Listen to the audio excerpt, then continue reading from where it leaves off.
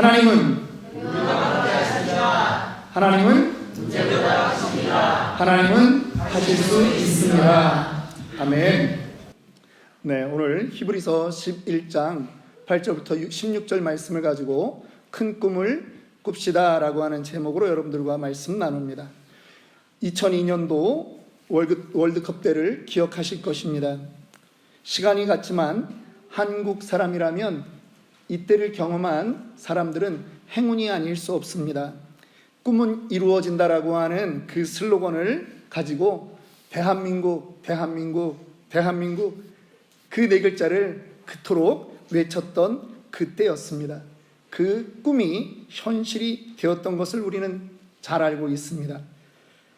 히딩크 한 사람의 꿈이 많은 사람의 입에서 외쳐질 때 결국 그 꿈은 현실이 되었습니다. 이제 이 시대는 과학자들이 꿈꾸는 것들도 우리의 현실로 다가오는 그러한 시대입니다. 예전에는 휘발유가 아니면 차가 움직이지 못한다라고 생각했습니다. 그런데 이제는 전기차가 대세가 되어가고 있습니다. 운전대를 놓고 신문을 본다는 건 상상을 할 수 없었습니다. 그런데 이제 자율주행차가 나왔습니다. 어릴 적 만화나 공상과학 영화에 나오던 것이 현실이 되는 시대를 살고 있습니다. 꿈을 꾸자라고 하는 이런 말을 하면서 자기가 살았던 시대를 예를 들어 말할 수 있는 그 사람들은 행복한 세대인 것입니다. 기성세대 욕하는 사람도 많이 있지만 70년대를 살았던 저희 세대의 사람들은 사실 지금 꿈만 같은 시간을 지나가고 있습니다. 너무나 가난했던 시절이거든요.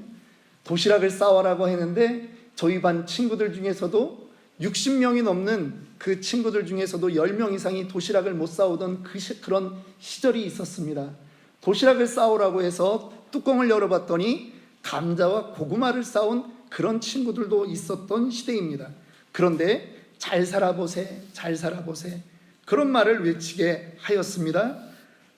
집집마다 대망의 80년대 그때가 되면 칼라 TV가 생기고 집집마다 가구 수대로 인구 수대로 차를 보유하게 될 것이다. 자가용을 갖게 된다. 그런 꿈 같은 말이 그 당시에 나왔습니다.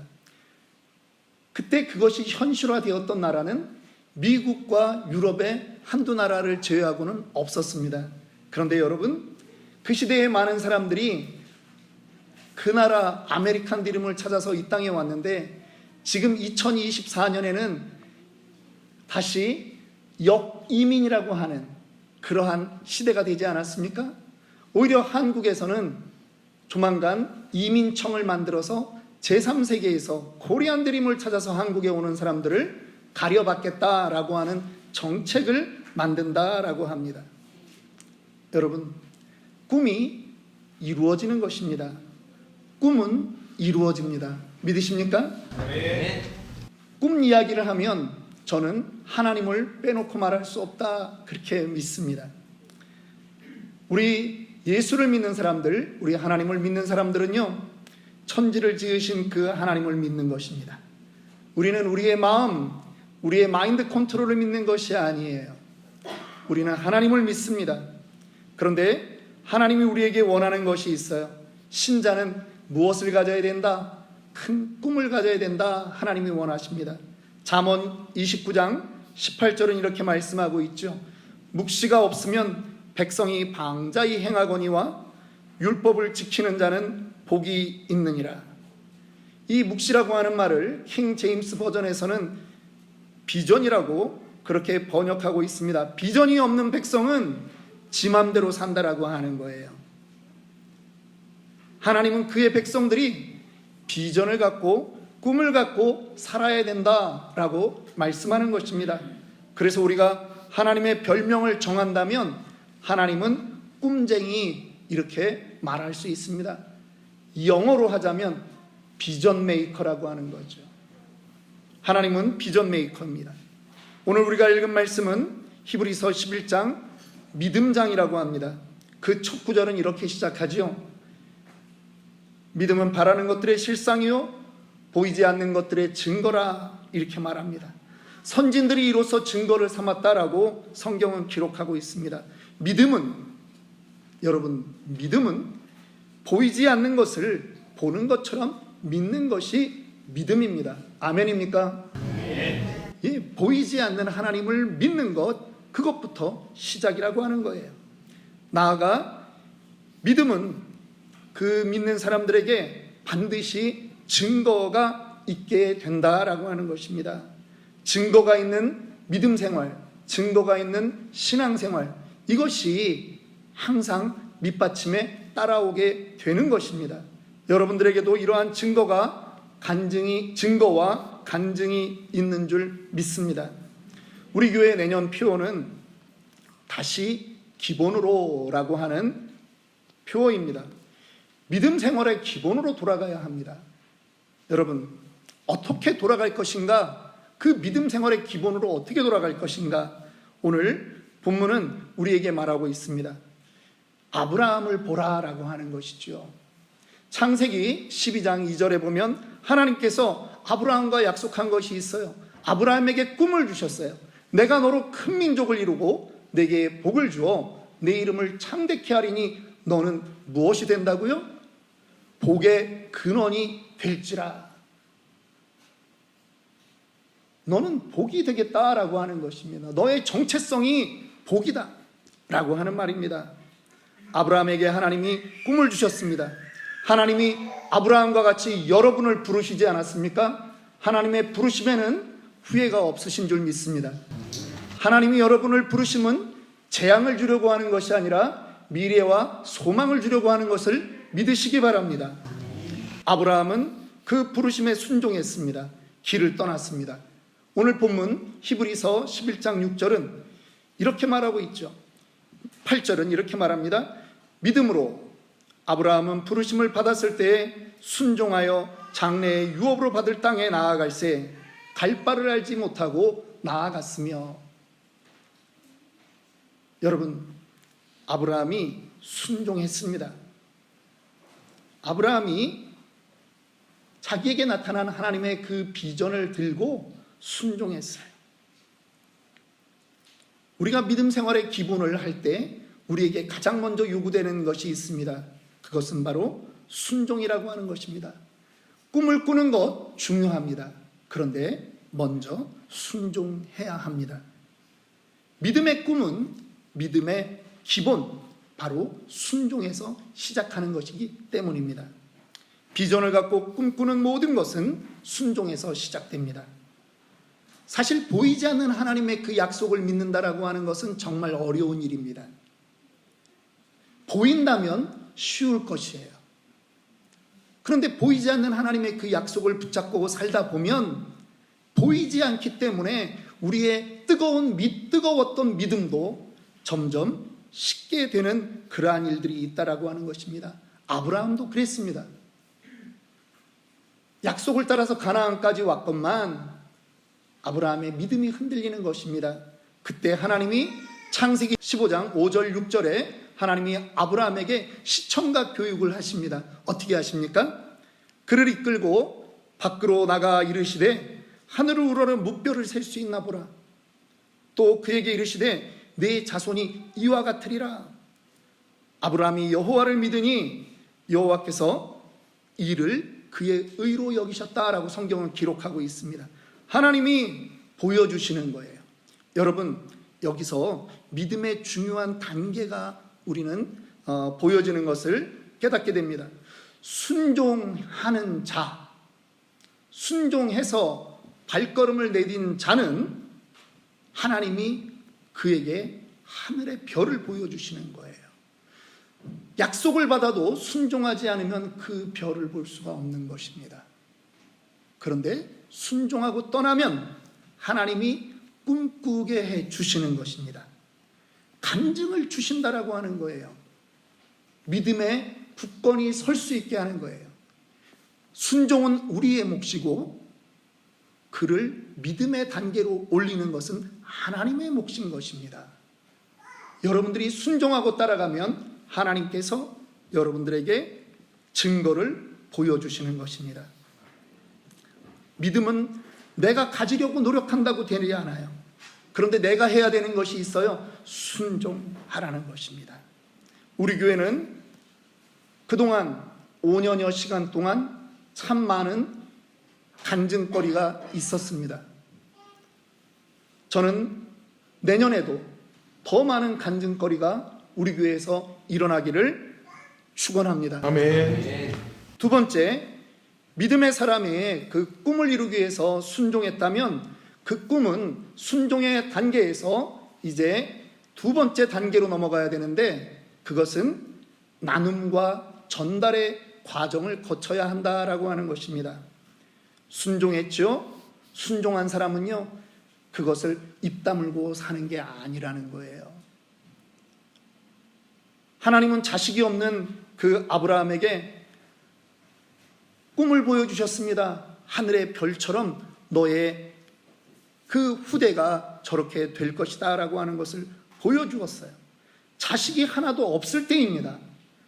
그리고 하나님이 아브람이라고 하는 그 이름을 아브라함, 열국의 아버지라고 하는 이름으로 바꾸어 주었어요. 아직 자식도 없는데 남들에게 나를 열국의 아버지라고 불러라 이렇게 말하기는 정말 쉬운 일이 아닙니다. 그런데 아브라함이 순종한 거예요. 전하는 거예요. 그렇게 부르라고 하는 거예요. 여러분들의 간증을 주변 사람들에게 올해 몇 번이나 해보셨습니까? 내년에는 더 많이 하기를 바랍니다. 간직하고 있는 게 중요한 게 아니라 전해야 된다라고 하는 것입니다. 특별히 아브라함은 오늘 우리가 9절, 본문 9절 10절을 보니까 그 약속을 하나님이 보여준 그 비전을 누구에게도 전했냐 하면 자기의 자녀들에게 전하는 거예요. 이삭과 야곱에게 이 하나님의 소망, 하나님의 꿈을 전하는 것입니다. 쉽게 말해서 오늘 우리가 3대가 같이 모여서 예배를 드리지 않습니까? 이와 같은 일들이 있었다라고 하는 것이죠. 세대에서 세대로 하나님의 약속을 증거하셔야 됩니다. 자녀들에게 하나님이 여러분 인생에 하셨던 그 간증들을 귀에 못이 박히도록 하셔야 됩니다. 자녀들이 세상에 눈이 팔려서 아버지의 간증, 어머니의 간증을 잊지 않도록 자주 말하셔야 됩니다. 심지어는 남편과 아내에게도 말해야 됩니다. 11절 말씀을 보니까 사라도 아브라함이 받은 그 비전을 함께 공유하게 되었다라고 하는 것입니다. 사라는 이미 경수가 끊어졌어요. 생리를 안 하는 사람이에요. 고대 시대에도 상식적으로 애를 가질 수 없다라고 하는 것을 다 아는 그 시대였지만 아브라함이 쉐어한, 아브라함이 나눈 그 하나님의 꿈이 사라의 마음에 함께 공유되자 사라도 믿음이 생겼다라고 하는 것입니다. 그래서 약속하신 분이 하나님이라면 하나님이 내 인생에 기적을 일으키실 것이다 라고 하는 것을 사라도 확신했다라고 하는 것이죠. 여러분, 우리 교회 안에서 여러분들의 간증과 여러분들의 믿음이 아래로는 여러분 가문으로, 여러분 집안으로, 옆으로는 여러분의 이웃에게 전파되기를 원합니다. 정말 이 땅에는 아브라함의 후손이 바다의 모래와 같이 하늘의 별과 같이 많아졌습니다. 중동 인구가 육신적으로 전부 다 자기가 아브라함의 후손이라고 고백하는 사람들이고요, 성경을 신앙으로 고백하고 있는 모든 사람들이 아브라함은 자기의 영적 아버지임을 고백하고 있는 시대라고 하는 것입니다.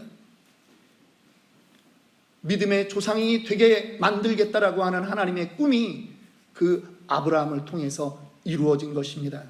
성경은요, 그러고 보니까 모든 것이 꿈의 이야기입니다. 모세를 선택해서 출애굽의 주인공을 삼겠다고 하나님이 약속하셨고 10가지 재앙을 모세가 하지 않았습니다. 하나님이 하셨어요. 그리고 홍해를 건너서 애굽 광야 땅으로 나아가게 그렇게 하신 분이 하나님입니다. 여호수아를 불러서 너의 백성이 요단을 건너 가나안에 들어가겠다라고 하는 것을 하나님이 꿈을 주십니다. 40년 전에 실패했던 그 꿈을 여호수아를 통해서 이루십니다. 여호수아와 함께 들어간 갈렙은 어떻습니까? 40년 전에 모세가 살아있을 때 그들에게 했던 그 약속, 헤브론 땅을 취하는 그 은혜를 갈렙이 누리게 되는 것입니다. 이제 그 꿈과 소망이 신약 시대에는 교회와 성도에게 부여된 줄 믿습니다. 우리는 역사를 통해서, 말씀을 통해서 하나님의 약속, 하나님의 꿈은 반드시 이루어진다라고 하는 것을 우리는 확인했습니다. 그러면 이제 우리는 무엇을 해야 합니까? 저는 오늘 여러분들에게 2023년을 마감하며 2024년을 시작하는 이 밤 시간에 큰 꿈을 꾸자고 권하고 싶은 것입니다. 꿈에는 큰 꿈이 있고 작은 꿈이 있습니다. 어떤 꿈이 큰 것이고 작은 꿈은 어떤 것일까요? 대통령이나 장군이 되겠다고 마음을 먹으면 큰 꿈이고, 회사원으로 인생을 마치겠다라고 생각하면 작은 꿈입니까?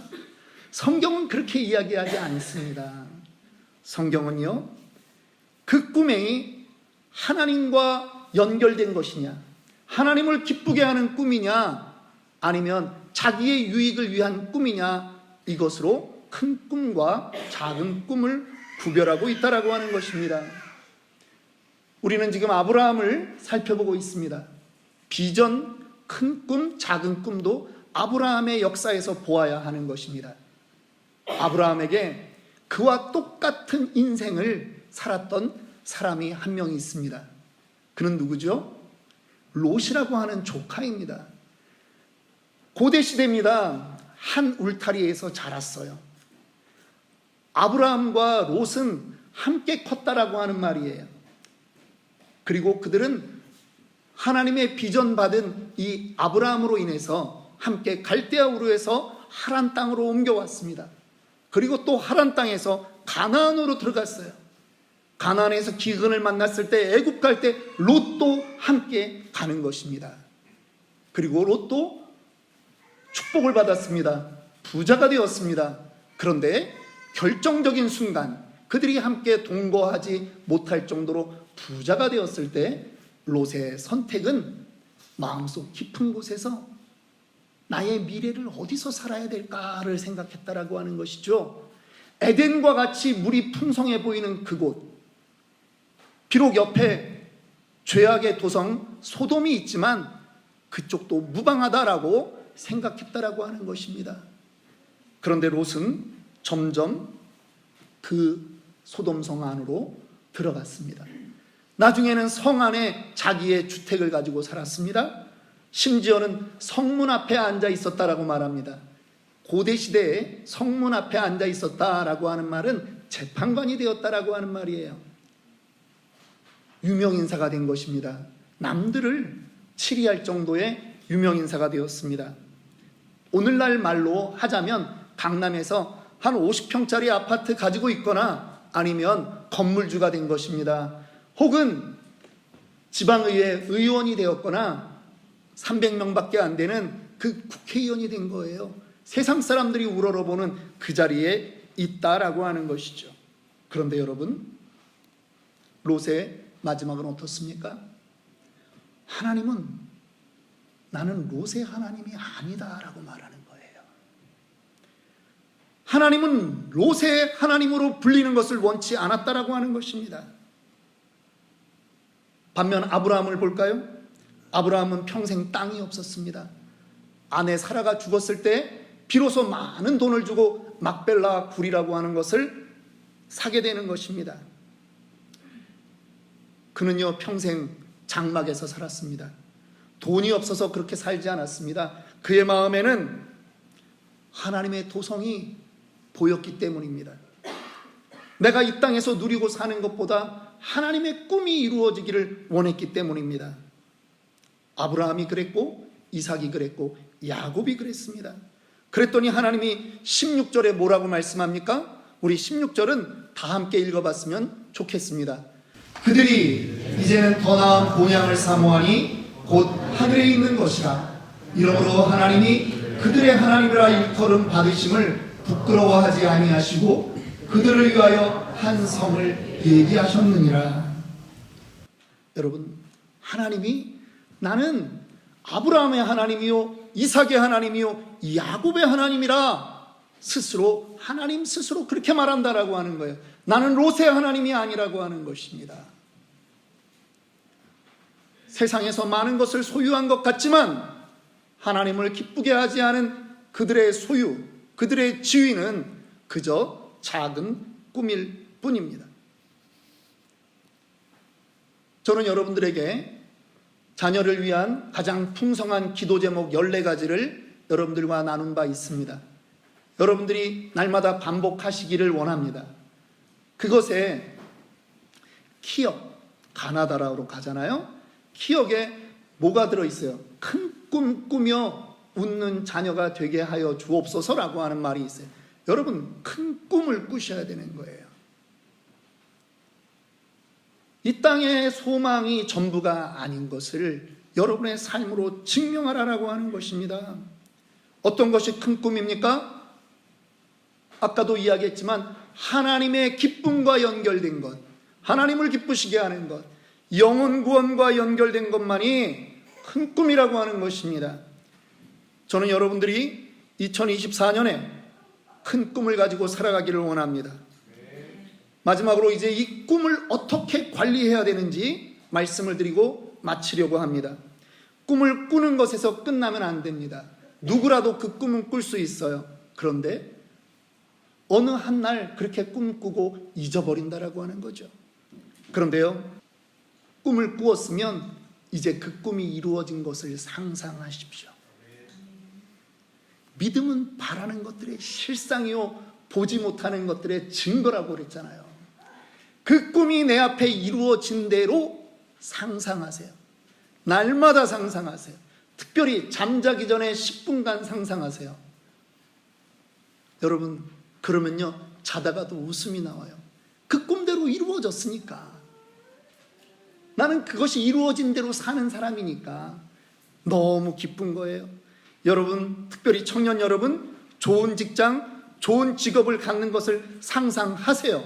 여기까지는 작은 꿈입니다.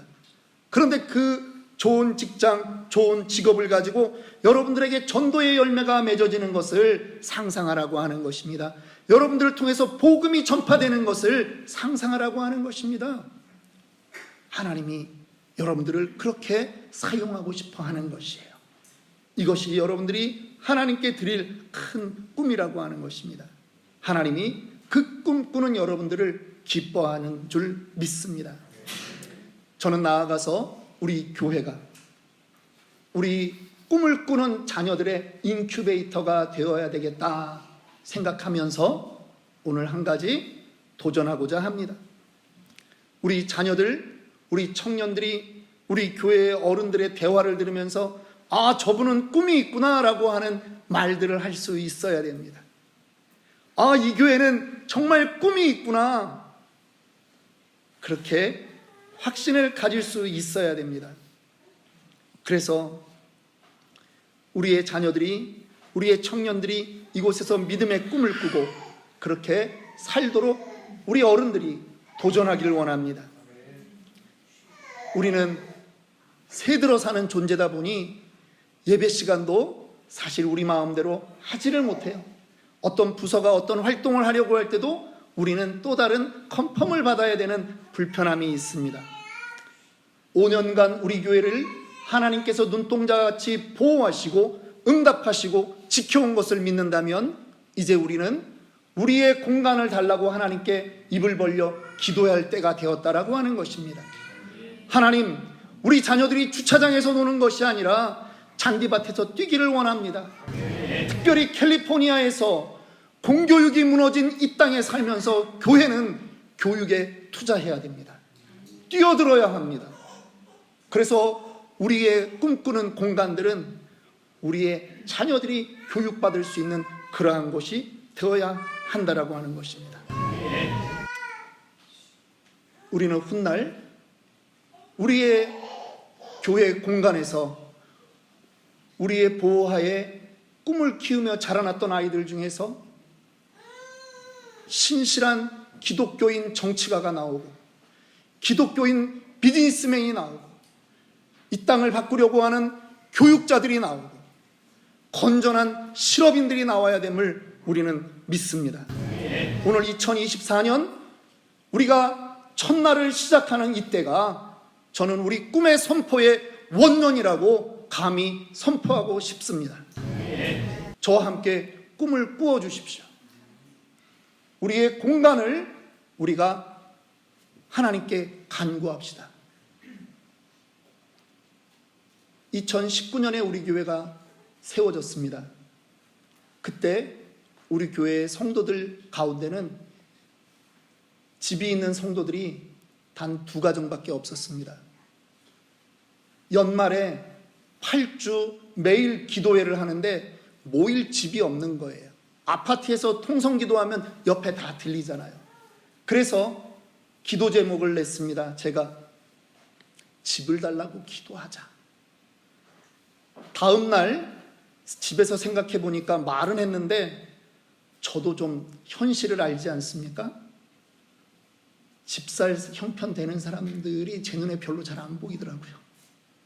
그래서 지금 기도를 심으면 제가 조금 말을 바꾼 거예요. 3, 4년 뒤에, 아니 5년 뒤에 하나님이 일하시지 않겠느냐 그랬는데요. 믿음 없는 거를 그 다음 해에 후회했어요. 그 다음 해에 저희 교회에서 기도하지 않은 사람들까지 4가정이 집을 샀습니다. 그래서 요즘 이런 말이 들리잖아요. 신호밸리 아름다운 교회 오면 집 산다. 신호밸리 아름다운 교회 오면 애 생긴다. 우리가 증인 아닙니까? 아멘 아닙니까? 아이들 입에서도 아멘이 나오는데 여러분 우리의 생각보다 더 크신 하나님을 신뢰합시다. 다음 주부터는 건축 헌금 봉투를 비치해 두겠습니다. 여러분들이 그동안 해오시던 11조와 감사헌금과 주일헌금을 하시고 그리고 여러분들의 마음에 또 감동되는 대로 건축헌금을 해주세요. 시드머니가 있으면 하나님이 일하시는 것입니다. 손바닥만한 먹구름이 보였을 때 3년 반의 가뭄이 종결되는 그 비가 내렸던 것을 우리는 엘리야의 그 삶에서 볼 수 있었습니다.